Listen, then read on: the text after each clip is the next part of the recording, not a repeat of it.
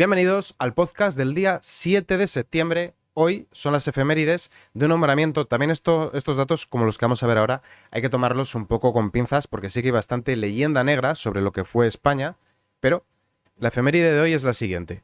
En España, en 1499, un día como hoy, Diego de Lucero el Tenebroso es nombrado como encargado de la Inquisición de Córdoba, iniciando una estricta persecución de los judíos de todas las clases sociales que causaron un profundo temor de la población.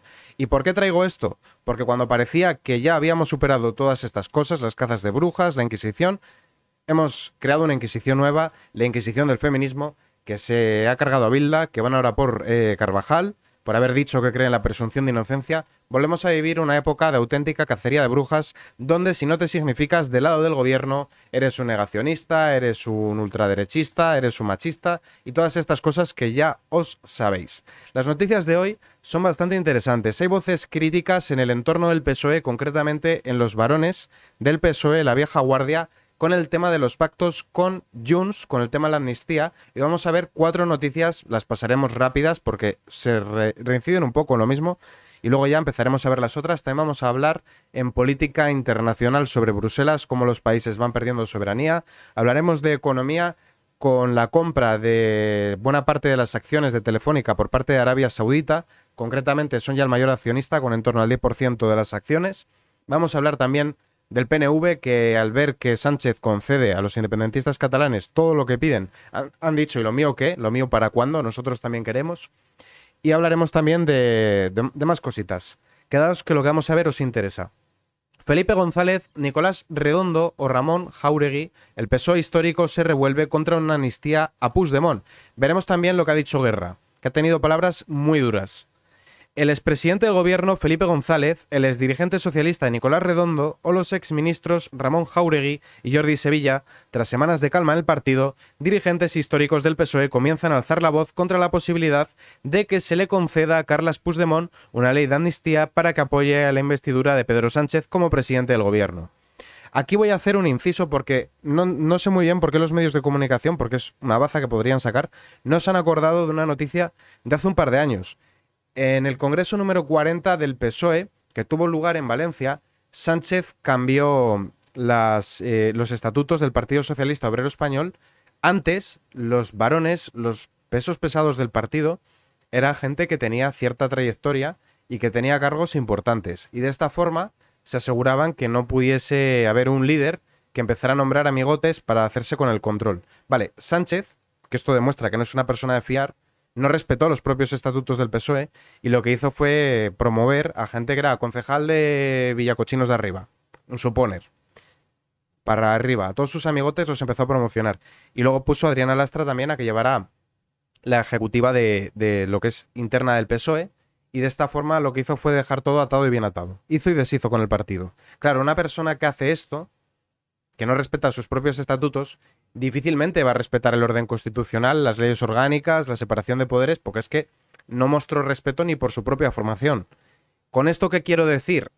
Que los medios de comunicación deberían de recordar que Sánchez hizo esto hace un par de años, creo que fueron 2, igual fueron 3, pero que Sánchez hizo esto para que entendamos y la sociedad comprenda por qué, aunque ahora salgan voces críticas, no tienen poder de hacer algo. ¿Por qué hizo esto Sánchez? Yo entiendo que lo hizo a raíz de que la gestora lo echara. Recordad que Sánchez cosechó el peor resultado del PSOE, creo que fueron 85 diputados, 85, puede que 84, en una de esas dos cifras, 84-85, que equivalía a menos de una cuarta parte del Congreso, el peor resultado del PSOE. Con eso hizo la moción de censura cuando volvió, y ya sabéis que él fue expulsado, se encargó de volver, a Susana la mandó al cementerio Elefantes, que es el Senado, como castigo. Pachi López rápidamente agachó la cabecita y acabó siendo el más servil de todos los sanchistas, que por eso lo tiene de portavoz en el Congreso. Hizo una auténtica purga stalinista dentro del PSOE. Entonces, ¿ahora salen voces críticas? Sí. ¿Tiene esta gente peso dentro del PSOE? Realmente no, porque Sánchez lo ha purgado. La foto de la vicepresidenta segunda en funciones, Yolanda Díaz, con el expresidente catalán en Bruselas, terminó por dinamitar la paciencia de algunos de los antiguos dirigentes del partido. Empezó Felipe González, quien el martes rompió la tregua firmada con el actual presidente en funciones. El PSOE celebró un gran acto en Sevilla para conmemorar el 40 aniversario de la primera victoria de González. No obstante, el expresidente disparó con bala el martes. En una entrevista en Onda Cero, aseguró que le costó votar al PSOE en las elecciones del pasado 23 de julio y dijo que la Constitución no es un chicle. Bueno, la Constitución para Sánchez es papel higiénico. Eso lo sabemos todos. A Sánchez le da igual la Constitución, la separación de poderes, le da igual lo que opinen de él, le da igual todo el mundo. Lo único que le importa a Sánchez es seguir montado en el Falcon y así lo ha demostrado. Implica un reconocimiento de la unilateralidad, añadido. También el expresidente de la Comunidad de Madrid, Joaquín Leguina, acusó a Sánchez de jugar con el Tribunal Constitucional e invadirlo. De hecho, luego tenemos dos noticias que son sobre el Supremo, que también está, y bueno, una es del Supremo y la otra es del Constitucional, que hablan del malestar que se está generando a raíz de que Sánchez está haciendo y deshaciendo. Pero bueno, yo creo que esto, para que tenga una repercusión en la sociedad, hace falta que los telediarios, que las tertulias políticas, que los más media, que los medios de comunicación tradicionales pongan el foco en cómo este psicópata está dinamitando nuestro Estado de Derecho, nuestro orden constitucional, nuestro país. Pero mientras estén hablando que si Rubiales, que si el chef que se fue a Tailandia y todas estas tonterías que a la hora de la verdad son intrascendentes, no se va a crear un clima de malestar social que cree un gran capital humano que pueda utilizarse para hacer manifestaciones, para hacer huelgas, para hacer presión, para intentar alguna forma de contrarrestar los tejemanejes de este señor y que haga de contrapeso a todas las barbaridades que está haciendo. Es que mientras no se cree eso no va a ocurrir. Recordad que cuando no gobierna el PSOE, España pasa a ser menos que Somalia. Te hablan de que si hay niños desnutridos, que en realidad eran los datos de malnutrición, que el problema de España precisamente es que hay obesidad infantil, no que los niños no coman. Te hablan de que hay tanta gente viviendo en la pobreza, cuando más pobreza hay es con el PSOE, e impidieron grabar las colas del hambre, impidieron grabar a la gente yendo a Caritas a por comida. Decían que no, hombre, es que estás exponiendo la privacidad de las personas. No, lo que estás haciendo es denunciar un problema que hay en este país. Pero cuando está el PSOE ya sabéis que todo es una balsa de aceite. No pasa nada, todo está muy bien. España va como una moto, la Champions League de la economía y todas estas tonterías. Ahora vamos con Alfonso Guerra, que os comentaba antes, que también ha hablado. Alfonso Guerra pide a Sánchez que no acepte la amnistía. Es la condena de la transición. Luego veremos esta otra, porque ha tenido palabras muy duras para Puigdemont, al cual ha calificado de gánster. Pero primero vamos a ver esto. El exvicepresidente del gobierno, Alfonso Guerra, se ha unido a otros dirigentes históricos, como Felipe González, y ha pedido a Pedro Sánchez que no acepte la amnistía que exige Carles Puigdemont porque es insoportable. Como ciudadano demócrata y socialista me rebelo contra eso. Esta amnistía es la condena de la transición. Sánchez no le importa nada ya. Así se ha pronunciado el exvicesecretario general del PSOE en una entrevista en COPE, donde también ha hablado sobre el encuentro de la líder de Sumar, Yolanda Díaz, con el expresidente catalán, Carles Puigdemont. Voy a hacer un inciso, luego veremos otra noticia, de que Sánchez va a consultar con las bases el acuerdo con Sumar, porque sabe que las bases van a decir que sí. Lo que no está consultando con las bases es si tiene que hacer concesiones al independentismo, porque sabe que ahí los propios socialistas le van a decir que no. Pero también yo aquí tengo que decir una cosa. Decía Felipe González que le ha costado votar al PSOE. A mí me consta que hay mucha gente que le ha costado votar al PSOE, pero lo han votado. ¿Qué quiero decir con esto? Que sarna con gusto no pica. Yo creo que a estas alturas de la película nadie puede decir yo no sabía que Sánchez iba a hacer esto con mi voto. Yo puedo entender que antes de que se fundiera en un abrazo con Pablo Iglesias y lo metiera en el gobierno y firmase los indultos, alguien podía tener algún tipo de duda de lo que es Sánchez. Pero quien a día de hoy no se dé cuenta de que Sánchez es un ególatra, un mitómano, un megalómano y que va a hacer lo que sea con tal de estar él trincando, pues hombre chico, esto es como cuando a alguien le ponen los cuernos por segunda vez. La primera vez, culpa de quien te pone los cuernos, no es culpa tuya. Pero la segunda vez, hombre, háztelo mirar, pues esto es igual. Votante socialista a estas alturas no está en condiciones de reclamarle absolutamente nada a Sánchez. El histórico líder socialista se ha referido a Puigdemont como golpista y gánster. Y ahora vamos al otro artículo, este es de Oyeti, vamos al de Libertad Digital, y vamos a ver esto. Guerra llama gánster a Puigdemont, califica de infame el viaje de Yolanda Díaz y ruega que no se apruebe la amnistía. También voy a decir un punto de vista mío. Me llama también la atención para mal cómo se pone en un altar las voces de los jóvenes, que no digo yo que haya que desmerecer lo que los jóvenes opinan, pero para desmerecer lo que dice la gente que tiene ya una trayectoria en la vida y que por ende tiene sabiduría y tiene experiencia vital y sus voces han de importarnos. Esa falacia ad novitatem, de que lo nuevo es mejor por el hecho de ser nuevo. El progreso por el progreso. Bueno, si tú estás avanzando hacia el precipicio, a lo mejor hay que volver atrás. Si os dais cuenta, se burlaron de Tamames en la moción de censura. No, es que está viejo y chochea. Oye, pero ¿cómo puedes despreciar así a una persona que simplemente porque lleva más tiempo en el mundo, ya va a tener acumuladas muchas más experiencias, al margen de toda su trayectoria, que también, y todo lo que haya leído ese hombre. Pero se desmerece. No, es que Alfonso Guerra, es que Corcuera, es que Felipe González, y no solo del PSOE, de otros partidos. No, es que ya no saben, no se enteran, son otros tiempos. Bueno, yo creo que más validez tendrá lo que diga el exministro Corcuera que lo que diga Pedro Sánchez. Más que nada porque Corcuera lleva entendiendo la realidad de este país bastante más tiempo. Entre otras cosas. El exvicepresidente del gobierno con Felipe González e histórico dirigente del PSOE alerta de que después vendrá la autodeterminación. Sí, eso contad con ello. Contad con el referéndum porque yo estoy seguro de que en los despachos lo habrán hablado. Todavía no habrá trascendido a nivel de prensa para que no nos enteremos, para que no haya alarma, pero sí que hay una teatralidad, sí que hay una escenificación, sí que hay un relato para la ciudadanía que no es lo mismo que lo que hablen en los despachos. Por ejemplo, lo de que tenga un grupo parlamentario propio Esquerra y Junts, cuando le cedieron desde Sumar un par de diputados a Esquerra y desde PSOE un par de diputados a Junts. ¿Eso porque fue?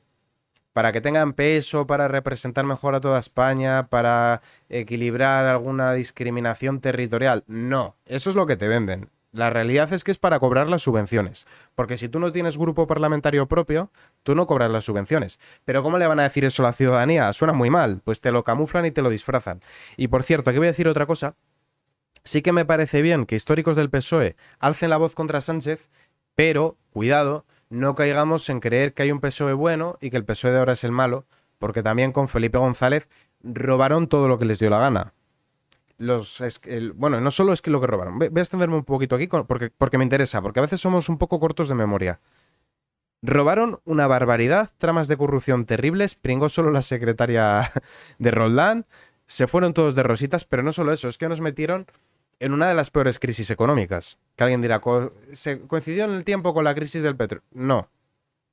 Se hicieron muy mal las cosas, hubo una muy mala gestión. También la crisis de Zapatero coincidió con la crisis bursátil internacional, pero que se hicieran las cosas como se hicieron en España, es decir, apostar solo por la construcción y no invertir en I+D, disparar el gasto público, endeudar, eso fue cosa de Zapatero, no fue cosa de los bancos americanos, fue cosa de Zapatero.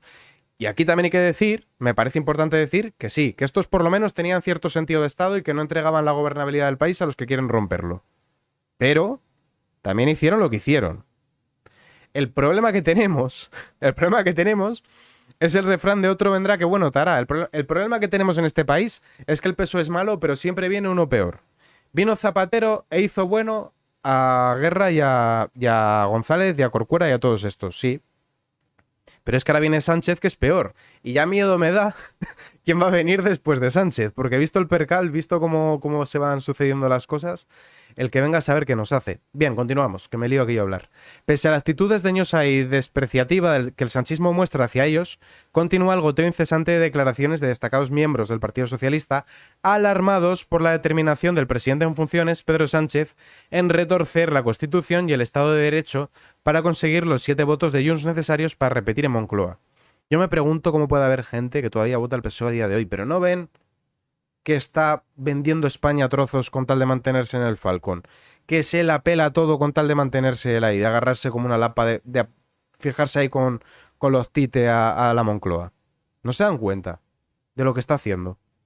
Es que una cosa es llegar a acuerdos con otros partidos a efectos políticos, de gobernabilidad, de política territorial, de economía, de gasto social, eso lo puedo entender, pero es que estos son favores de índole personal, como indultos y amnistías. Esto es un favor personal.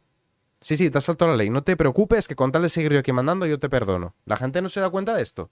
Es que son jugarretas que nos van haciendo y caen en saco roto. A la gente nadie protesta, nadie dice nada. En su opinión, la amnistía sería una condena a la transición.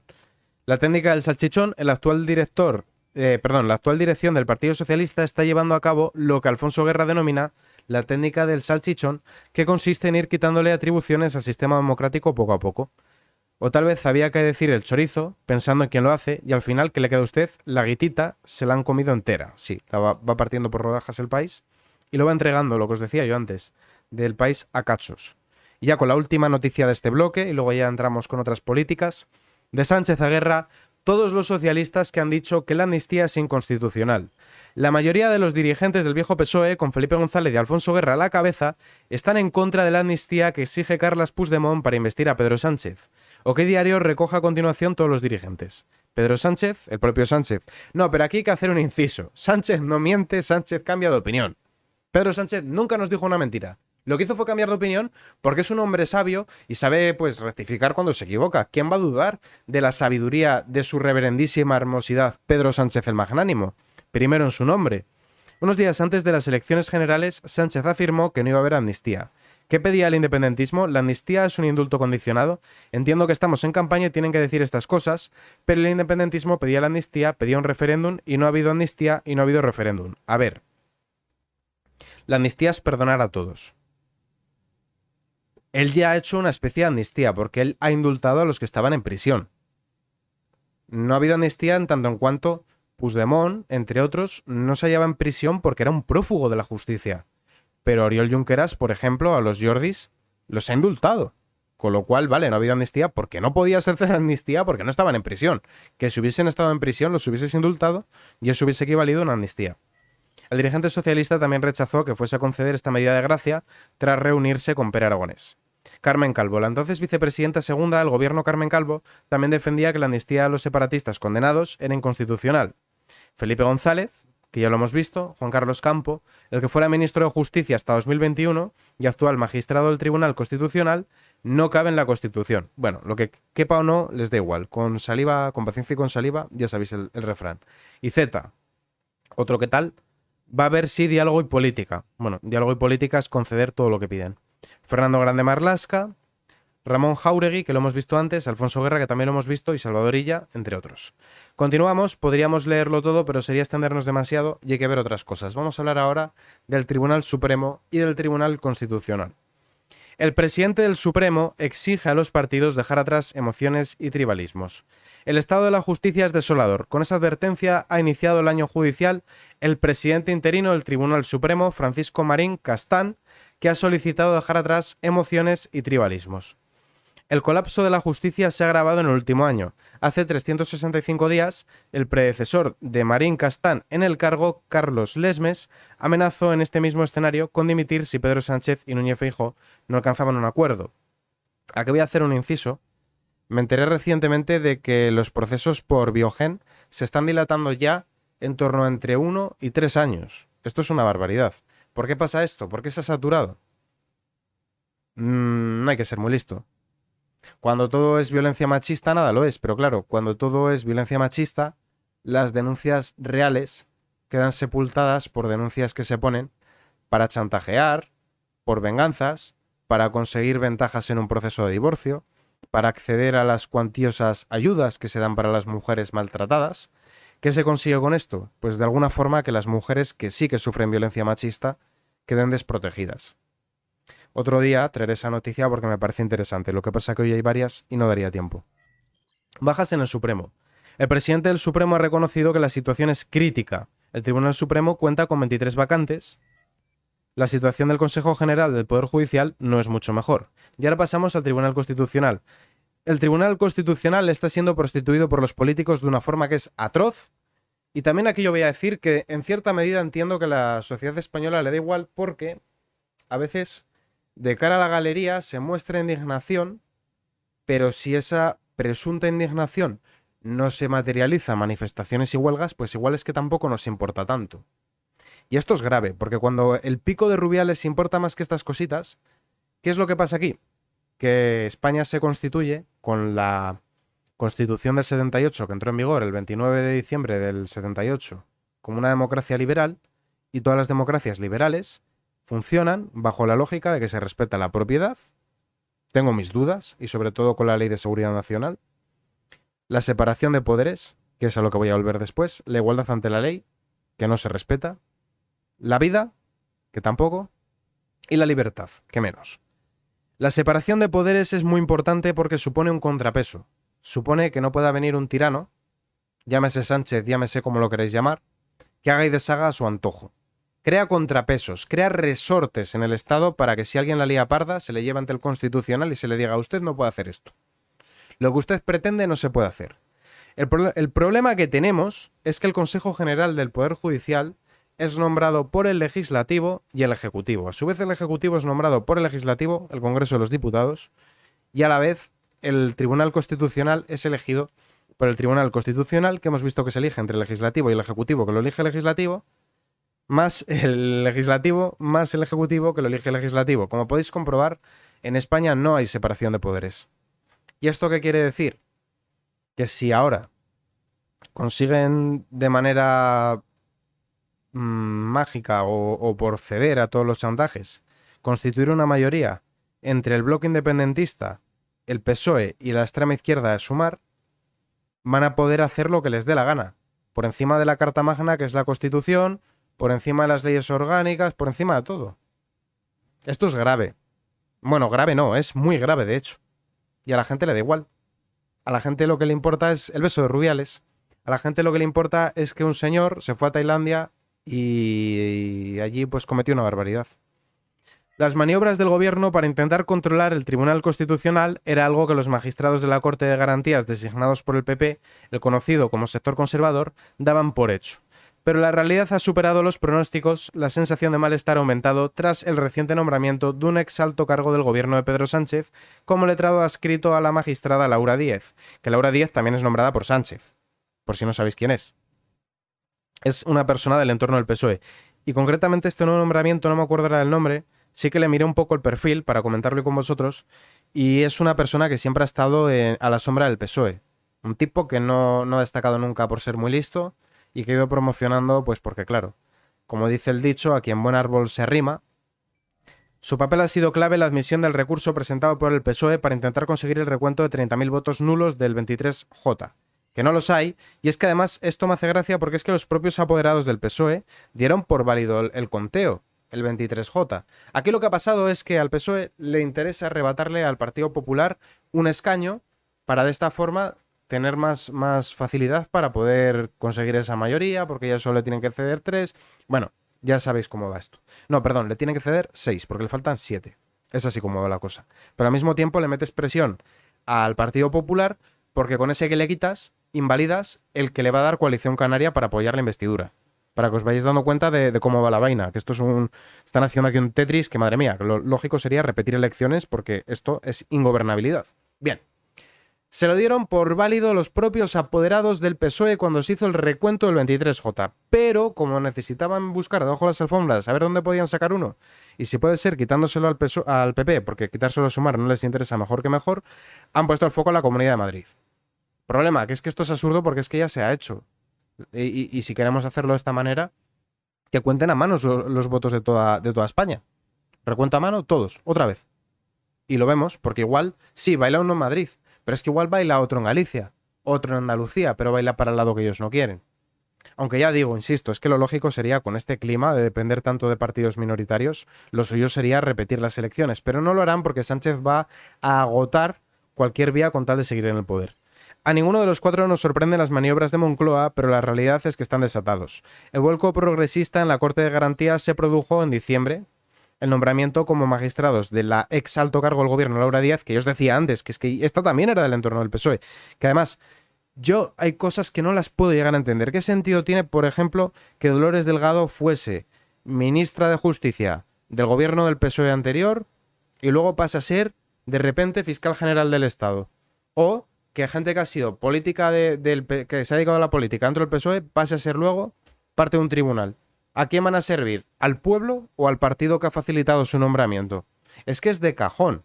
Y alguien me dirá, Dolores Delgado ya no está. Me da igual que ya no esté. Nunca tuvo que haber estado. Nunca tuvo que haber estado. No puede ser que la ministra de Justicia después sea fiscal general del Estado, pero estamos locos.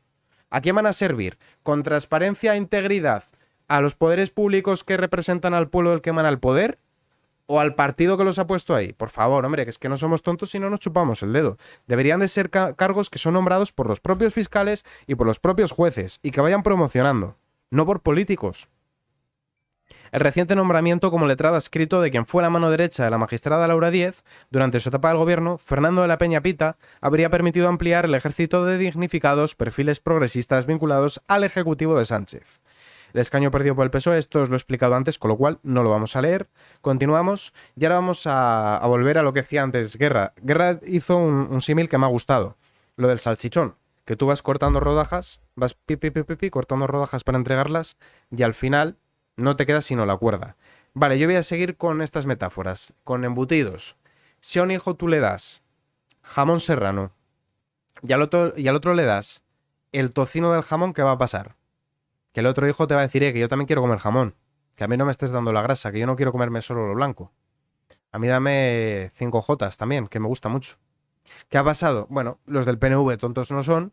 Han visto que ha llegado los Reyes Magos para los de Junts. Han visto que la carta de los Reyes Magos el PSOE la está cumpliendo.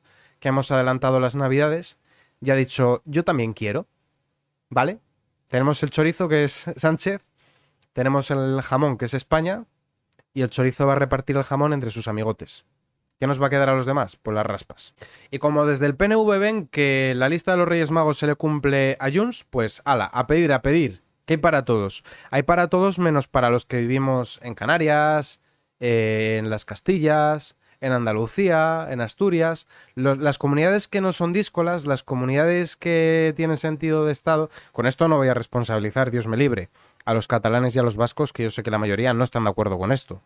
Pero la realidad es que a las comunidades que no son díscolas y que sí que quieren permanecer dentro de un marco común, un proyecto de Estado que es España, de que quieren decir yo quiero lo mejor para mi país, no para mi región, pues somos los damnificados. Porque si veis cómo están las carreteras aquí en Canarias, están de pena. Pero claro, aquí no decimos no estamos chantajeando y extorsionando. Y como la gobernabilidad depende de quien depende, pues piden y piden y piden, aunque sea en detrimento de los demás territorios. El PNV también tensa la cuerda. El encaje nacional de Euskadi debe estar en el pacto con Sánchez. La tensión negociadora crece para el PSOE. El PNV se ha dado cuenta de que los socialistas les llevan a una ratonera donde pueden ser derrotados por Bildu, que luego tenemos una noticia de Bildu, en Navarra además. Ya han reaccionado tensando la cuerda al más puro estilo Puigdemont. El presidente de Euskadi, Buru Batzar PNV, Andoni Ortúzar, ha endurecido la negociación con Sánchez a la vuelta del verano. Primero fue Oriol Junqueras con su exigencia de un nuevo referéndum, le secundó Carles Puigdemont y ahora pues el PNV también dice lo mío pa' cuándo, como la canción de Jennifer López, el anillo pa' cuándo. Desde el PNV aseguran que estas negociaciones para encontrar los apoyos que necesita Sánchez deberán comenzar por explicarles los incumplimientos de la legislatura pasada. Y desde luego va a estar, sí o sí, el encaje nacional de Euskadi en el nuevo marco estatal. Se trata de una frase que ya ha sido trasladada al PSOE y se suma a un contexto de debate interno en el PNV. Continuamos. El PNV desmiente al PSOE. Desde el PNV se desmiente la euforia al gobierno de Sánchez y dicen que las negociaciones serias aún no han comenzado. Bueno, aquí lo que ha pasado es que le pidieron esto, esto y esto, le pidieron A, B, C y D, y como vieron que Junts ha pedido A, B, C, D y E y hasta la Z, dicen no, yo hasta la Z también. Si le das a este, yo también quiero. Más que nada, porque a ver cómo explicas tú a tus votantes que los catalanes los independentistas catalanes, voy a matizar, los independentistas catalanes le han sacado tantas cosas y tú no. Te van a decir qué pasa, nuestros votos no valen. Claro. Lo que no están entendiendo los del PNV y los de Esquerra y los de Junts es que si le va mal a España en general, le va a terminar yendo mal también a todos los territorios. Que si tú revientas la economía española, revientas también la vasca y la catalana. Igual puedes paliar un poco esos efectos sacándole concesiones y exigiendo que te paguen la deuda, como han exigido desde Esquerra y todas estas cositas. Pero al final te va a llegar también a ti. Porque si tú vives en un país, a ti te interesa que ese país esté bien y que a ese país le vaya bien. Pero parece ser que la avaricia de algunos les impide ver la realidad. Buscarán una defensa de Bildu y que eso les lleve a adoptar una posición más dura. Bueno, yo tengo claro que si la llave de gobierno de País Vasco va a ser el PSOE va a apoyar a Bildu. Si hay un empate técnico entre PNV y Bildu, y lo que lo va a decantar va a ser el PSOE va a apoyar a Bildu. Lo tengo claro. Y eso los del PNV lo tendrán que saber llevar en un futuro. Así pone Bildu, con permiso del PSOE, las banderas de España y Navarra, arrugadas y colgadas de un radiador. Mirad. Ahí lo tenéis. Habréis visto varios actos. Esto a mí me revienta, no lo sabéis cómo. Me lleva los demonios. Lo que están haciendo en Navarra no tiene perdón de Dios. En los pregones o en los chupinazos, bueno, ustedes no sabrán lo que es el chupinazo.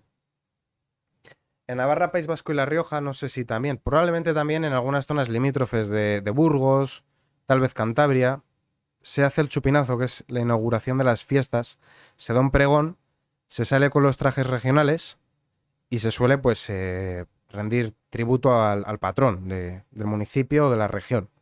Es una cuestión que es típica. Y de un tiempo a esta parte en los pregones de Navarra salen con la bandera del PNV, porque Lecurriña es la bandera del PNV. Es la Jack Union con los colores del PNV. Los colores del PNV eran el verde, el rojo y el blanco. Pillaron una bandera del Reino Unido, cambiaron 4 colores y ala, ya está. Algunos le meten el triscal para que sea un poco más vascuence. Ya está, hasta ahí llegan. Y lo que están haciendo en Navarra es una absorción. Una absorción que inicia en la frontera noroeste, usando como vehículo el idioma, el euskera. Luego una zona de transición, que era la mixta, que le llamaban así, que cada vez va incluyendo más municipios. Y luego la Ribera Navarra, que es muy parecida a La Rioja, donde nunca se ha hablado el euskera y donde tienen más vínculos con La Rioja y con Aragón. Y poco a poco han ido metiendo ahí el tema de Euskal Herria, que es una cuestión absolutamente artificial, porque lo que sí que existió era el Reino de Navarra, con capital en Nájera, en la actual Rioja, eso sí que existió, pero nunca existió un País Vasco como país. De hecho, es que no se debería llamar País Vasco, por ser estrictos con las palabras. Entonces lo que han estado haciendo es crear todo un relato mitológico absolutamente artificial, crear un muro endolingüístico, una división que no existe, y poco a poco se han ido comiendo Navarra. Y también La Rioja a menor medida. Y además en La Rioja ha sido de la mano del PSOE, que fue el PSOE el que intentó meter el euskera en la educación. No lo consiguieron por la oposición de los padres. El euskera sí se habló en La Rioja, eso es cierto, pero se habló hace varios siglos y ya no está presente, con lo cual meterlo pues no tiene ningún tipo de sentido, como no tiene tampoco revivir el bable. El bable es una lengua que mantienen con respiración asistida en forma de subvenciones. ¿Por qué? Porque tú te informas con la televisión y ves a periodistas, o tú vas al cine y escuchas unos doblajes, o tú pones internet y escuchas unos youtubers que te hablan en español, que es un idioma que te permite comunicarte con 600 millones de personas.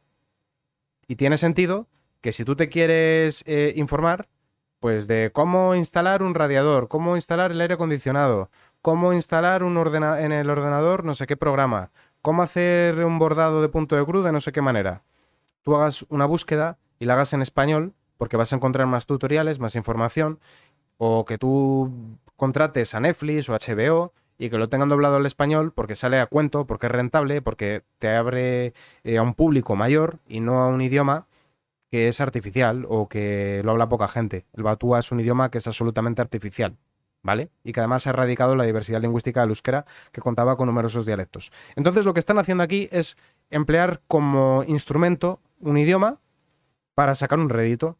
¿Y qué es lo que pasa? Que nunca hubo un País Vasco. Lo que hubo fue un reino de Navarra. Y como eso les molesta y no lo pueden soportar, y ven a Navarra como su patio trasero, como una mierda que está ahí al lado, que quieren conquistar, pues lo que hacen es despreciar la bandera. Yo os voy a explicar brevemente el origen de la bandera de Navarra, porque es que además es muy interesante. Cuando Navarra era un reino muy poderoso, tuvo lugar la batalla de las Navas de Tolosa, en el 1212, que fue la batalla más importante de la Reconquista después de la batalla de Covadonga de Don Pelayo. La segunda batalla más importante. Y en esa batalla se consigue derrotar a los invasores almohades, que eran islamistas estrictos que venían de África. Y esa batalla se hizo de la siguiente forma. Se le pidió apoyo al Papa y se unieron el Reino de Castilla, el Reino de Navarra, el Reino de Aragón, dejaron a un lado las disputas territoriales y fueron allí a luchar. Y los almohades tenían gente subsahariana esclavizada y los tenían encadenados a las tiendas, ¿vale? Y Sancho, que era el rey de Navarra, después de derrotar a los invasores, lo que hace es llevarse las cadenas como un trofeo. Y esas cadenas las incorpora al escudo de Navarra. Como podéis ver, es una historia muy bonita, que tiene su historia, que tuvo mucha importancia para la Reconquista, que te habla de cómo ya había una idea de España, incluso aunque hubiese reinos distintos, y cómo se unían contra una amenaza externa, que eran los invasores islámicos. Y toda esa historia la están emponzoñando, la están borrando para crearte relatos mitológicos en virtud de mitos fundacionales que se los han inventado. Pero como os digo que se han inventado estos, se están inventando mitos ahora en Galicia de un reino celta que no tiene nada que ver con el resto de España, unas sandeces que son absurdas, absurdas, y que cualquier historiador serio te va a decir esto son todo patrañas, y lo mismo en Cataluña, que si Cristóbal Colón era catalán, que si Cervantes era catalán, eso no es verdad, esos son inventos. Inventos para justificar que la gente crea en una causa que es para sacar dinero y conseguir seguidores, pero en base a la mentira. Y como podéis ver, la bandera de España y la de Navarra aquí arrugadas en una esquina y cada vez más veces te sacan la bandera de País Vasco en fiestas de Navarra. Una bandera de España y una de Navarra en un municipio de España y de Navarra, y que han pasado de estar de cara a la pared, medio arrugadas y sujetas a un radiador. Así es la traducción que ha hecho Bildu, que gobierna gracias a la negativa del PSOE a respaldar a un constitucionalista independiente en el ayuntamiento de Berrioplano junto a Pamplona. Bildu gobierna gracias a que el PSOE se negó a impedirlo. La ley reclama que debería respetar los proetarras la ley reclama que deberían respetar los proetarras es la 39 de 1981 del 28 de octubre. Y por esto os digo yo que seguramente si el PSOE es la llave de la gobernabilidad del País Vasco, apoya a Bildu y no al PNV, porque tienen más en común a nivel ideológico y a nivel incluso de proyecto territorial, porque al PSOE siempre le ha llamado la atención eso de crear este Estado federal asimétrico que no lo entiende nadie porque es imposible de entender. Continuamos. El PSOE consultará a sus militantes el acuerdo de coalición con Sumar, pero no el pacto con Puigdemont. ¿Por qué? Porque los militantes del PSOE están a favor de pactar con Sumar, pero muchos de ellos no están a favor de concederle una amnistía a Junts. Yo creo que el 95% de los españoles no estamos a favor de la amnistía, pero a Sánchez ¿qué le importará eso, no? Ferraz asegura que el acuerdo con Carles Puigdemont de producirse sería de investidura y la consulta a las bases del PSOE no es obligatoria. El PSOE someterá a la aprobación de sus bases el acuerdo para formar un gobierno de coalición con Sumar, pero no el pacto con Carles Puigdemont. Claro, llama a votar lo que sabe que va a ganar, lo que no. Los estatutos del PSOE son los que establecen las condiciones necesarias para una consulta de esta naturaleza. Y ahora vamos a dar una noticia de criminalidad y de demografía. El 45% de los feminicidios en España en 2023 los han cometido extranjeros. Vivimos en un país en el que la prensa, los estamentos políticos se dedican a criminalizar sistemáticamente a los hombres y donde se justifica que haya tribunales de excepción, los juzgados de la mujer, que castigan con penas más duras a los hombres por el mero hecho de ser hombres. Vivimos en un país donde cada vez que un hombre que es un asesino, y lo hace porque es un asesino, no porque es un hombre, acaba con la vida de su mujer, se utiliza para criminalizar a toda la población masculina. Vivimos en un país donde la mitad de la población es tratada como un presunto agresor. Bueno, con este dato de la mano, que el 45% de los asesinos de mujeres son extranjeros, yo podría decir que habría que hacer una ley para castigar con penas más duras a los extranjeros. O yo podría decir que todos los extranjeros son potenciales asesinos. No lo voy a hacer porque yo no creo que eso sea cierto. Y yo entiendo que buena parte de la población extranjera de España viene aquí porque hay más seguridad que en sus países, porque quieren trabajar, porque quieren invertir, porque quieren pasar aquí su tercera edad porque el clima es propicio y en Alemania o Inglaterra igual es más frío, o porque tienen un antepasado que era español y tienen la nacionalidad y vienen de Argentina o de Venezuela. Yo entiendo que la mayor parte de la gente que viene aquí lo hace con la mejor de las intenciones. Sí digo, no obstante, que las personas que vienen a vivir de pagas o a delinquir, que hay que deportarlos de forma inmediata y que las fronteras, que para eso están, hay que hacer una criba. Que yo creo que es una cosa de sentido común, no xenofobia como nos intentan vender. ¿Por qué estoy comentando esta noticia? Primero, porque tenemos un problema de criminalidad de que no se está consiguiendo integrar a buena parte, porque es una barbaridad que el 45%, cuando no son ni el 10%, cometan este tipo de delitos. Y te dice que estamos importando a gente que considera a la mujer una propiedad, lo cual no se puede permitir. Eso lo primero.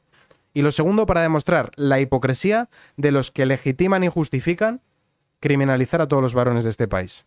Y tercero, para reafirmarme en el hecho de que hay que hacer un control en las fronteras que garantice que las personas que acceden no tienen un expediente criminal, no son prófugos de la justicia y no son personas que puedan subvertir nuestra convivencia pacífica. Y eso no es ni xenofobia ni nada parecido, es sentido común.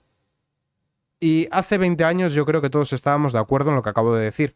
Algo ha pasado, que hay mucha gente que vive en un delirio colectivo de decir que es enriquecer en multiculturalismo, traer a personas que son homófobas, machistas y que cometen este tipo de delitos. No siendo, claro está, que les interese que aumenten los feminicidios porque de esta forma pueden justificar crear más chiringuitos, más observatorios, más institutos y más dinerito, que es de lo que va buena parte de todo esto.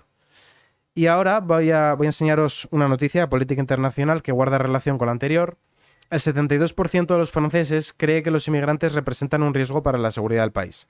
Nosotros tenemos la fortuna de que compartimos idioma, costumbres y cultura con Hispanoamérica, de tal manera que buena parte de la necesidad de mano de obra se ha podido hacer trayendo a personas de Hispanoamérica.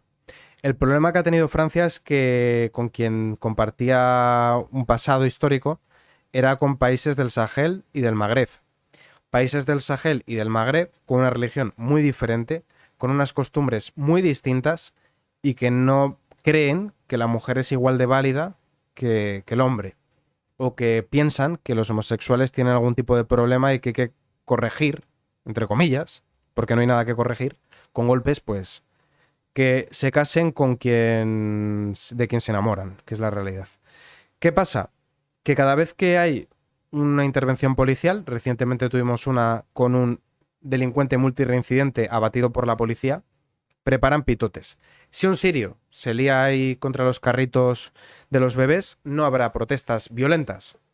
Si en cambio le dan el alto a un menor que no debería de estar conduciendo, que es multireincidente, se niega a parar y le abaten a tiros, pues durante semanas te queman toda Francia. No solo París, también Marsella. Y Francia está a las puertas de un conflicto étnico. Y deberíamos de poder escarmentar en cabeza ajena, ¿no? ¿Qué ocurre con todo esto? Pues lo que está pasando es que tienes dentro de tu país a gente que tiene la ciudadanía francesa pero no se siente francesa. Y es un problema que va aumentando. Y cada vez esa frontera va creciendo más y más. Y aquí, para que no se entienda como un odio al extranjero, yo es que no recuerdo haber visto ningún titular de detenida una red de carteristas chinos. Yo no recuerdo haber leído ningún titular de agresión en manada a una mujer, la secuestraron en grupo y le hicieron no sé qué ciudadanos chinos. Yo no he visto esos titulares. Sí lo he visto con magrebís. Luego tenemos un problema de cara a integrar a los magrebís. Es la realidad. Habrá que trabajar en ver qué se está haciendo mal. Y habrá que intentar revertirlo. El taparse los ojos ante un problema para ver si se arregla solo no suele funcionar. La propaganda, por inteligente que sea, no le aguanta el pulso a la realidad a largo plazo, y a los franceses que lo viven ya no les pueden convencer con lo de que la diversidad es nuestra fuerza o de que el welcome refugees es una buena idea. La proporción de franceses convencidos de que la inmigración descontrolada que padece plantean serios problemas de seguridad alcanza ya el 72%. Y si no le preguntas a los franceses y le preguntas a los inmigrantes que han accedido a Francia de forma legal, cumpliendo todos los requisitos y con un afán de incorporarse al mercado laboral, tener seguridad y trabajar, te van a decir exactamente lo mismo. Y si tú en España le preguntas a la gente que ha venido a trabajar, a invertir en buenas condiciones y que está integrada y que quiere que le dejen tranquilo, te van a decir lo mismo. Que la inmigración descontrolada es mala. ¿Por qué? Porque depaupera los barrios, crea criminalidad, crea inseguridad, crea problemas de drogas, no puedes salir a la calle de noche, crea una serie de problemas más que además creas un déficit fiscal galopante, porque a esas personas que acceden y que no puedes incorporar al mercado laboral, no las puedes tener tiradas en la calle. Les tienes que dar alojamiento, les tienes que dar comida y eso te crea un problema de déficit fiscal, porque tiene que aumentar el gasto público sí o sí. Ahora vamos a entrar en materia de política, bueno, ya estábamos en política internacional.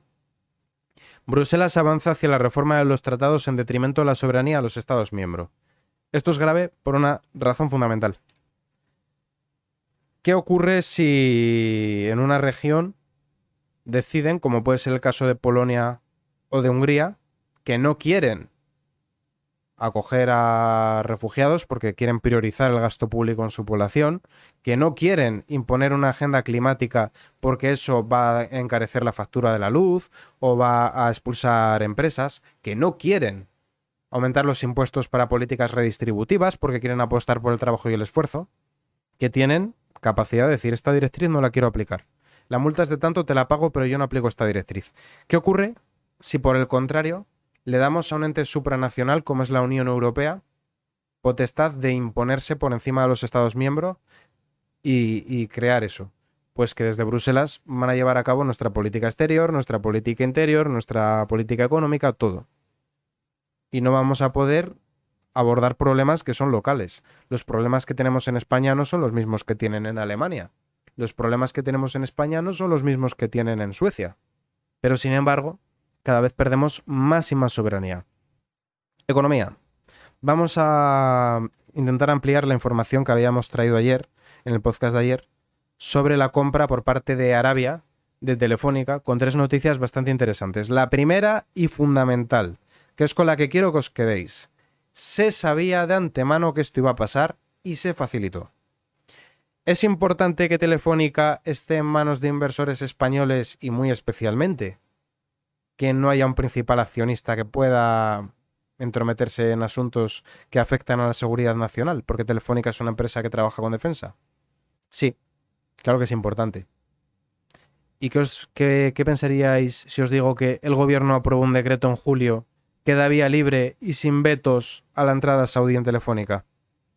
Pues que ha habido una traición por parte del gobierno en un sector clave. Ni más ni menos. Y esto se suma a otra noticia que recibimos recientemente, que era el Qatargate, donde se descubrió una red de sobornos que afectaba a eurodiputados, algunos españoles, por parte de Qatar. Se suma al Marruecos Gate, de que a nivel europeo también había negocios un poco extraños con Marruecos. Se suma también a los negocios de Begoña Gómez. Se suma al espionaje con la aplicación Pegasus a miembros del gobierno por parte de Marruecos. Se suma a las subvenciones multimillonarias que se hacen a Marruecos, muchas veces en sectores que afectan a España, plantar olivos, hidrógeno verde. Se suma a las dádivas que se le dan. No, mira, renueva tu flota de vehículos. Se suma también al reconocimiento de la marroquinía del Sáhara, como si tuviéramos potestad de reconocer eso. Se suma a varias otras cosas que ya nos tienen podridos, pero que nadie protesta. El Real Decreto que aprobó el Consejo de Ministros, porque ni siquiera fue una reforma parlamentaria, fue el Ejecutivo porque le dio la gana y encima en plena campaña, en tiempo de descuento electoral, eliminó la única capacidad de veto que tenían para la inversión de Arabia en Telefónica. Esto, en un país serio, implicaría una investigación al Consejo de Ministros por parte de la justicia por traición. Pero como esto es Españita, no va a pasar nada. De hecho, no ya es que no pase nada. Os garantizo que al 85% de la población esto le da igual. El Consejo de Ministros aprobó el 85% cifra inventada, pero una amplia mayoría. El Consejo de Ministros aprobó el 4 de julio un Real Decreto sobre las inversiones extranjeras que eliminó el veto que el gobierno podía poner a la entrada de Arabia Saudí en Telefónica. El Real Decreto, validado 3 días antes de que empezara la campaña electoral del 23J, y sobre el que entonces el Ejecutivo extendió una capa de opacidad, ha entrado en vigor el 1 de septiembre, 5 días antes de que Arabia comunicara la compra de Telefónica. Y qué casualidad tan casual, porque vamos a ver. ¿Qué probabilidad hay de que un país como Arabia esté al corriente de qué de reales decretos aprueba otro país como España? Ya os la digo yo. Ninguna. Ninguna. ¿Por qué ha pasado esto? Telefonazo. Porque este Real Decreto se aprobó precisamente para facilitar la compra de parte de Telefónica por Arabia. Un análisis del Real Decreto que el gobierno dio luz verde en tiempo récord en descuento electoral llevan a fuentes jurídicas conocedoras de este tipo de operaciones consultadas por Voz Populi a concluir que la norma pretendía facilitar la entrada en Telefónica del grupo árabe.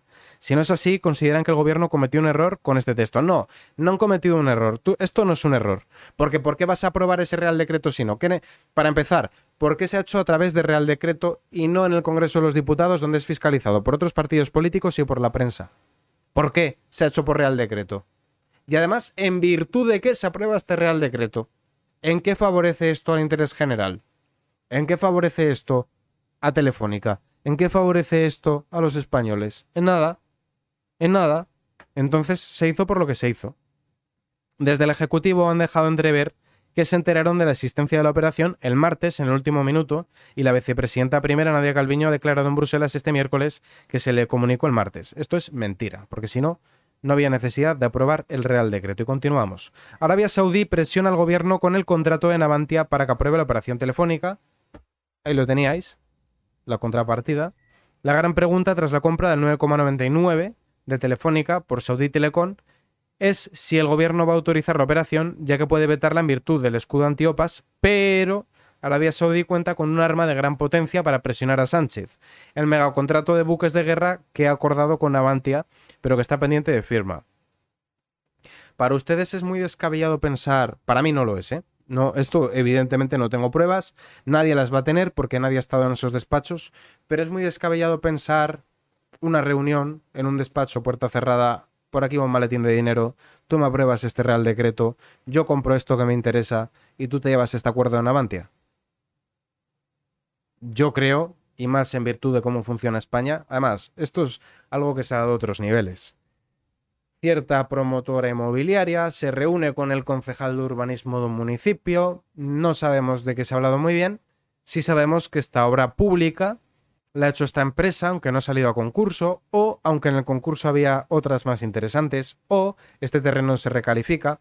Estas cosas tan extrañas, con la aprobación de un Real Decreto en Consejo de Ministros de por medio, cuando había otros asuntos más importantes que tratar, le hacen a uno pensar que es un caso de corrupción. Pero además es un caso de corrupción de cifras llamativas, porque para exponerte a este escándalo, que te podría, bueno, en un país en el que la justicia y la prensa fuese más independiente, seguramente, provocaría la convocatoria de elecciones y probablemente algo más.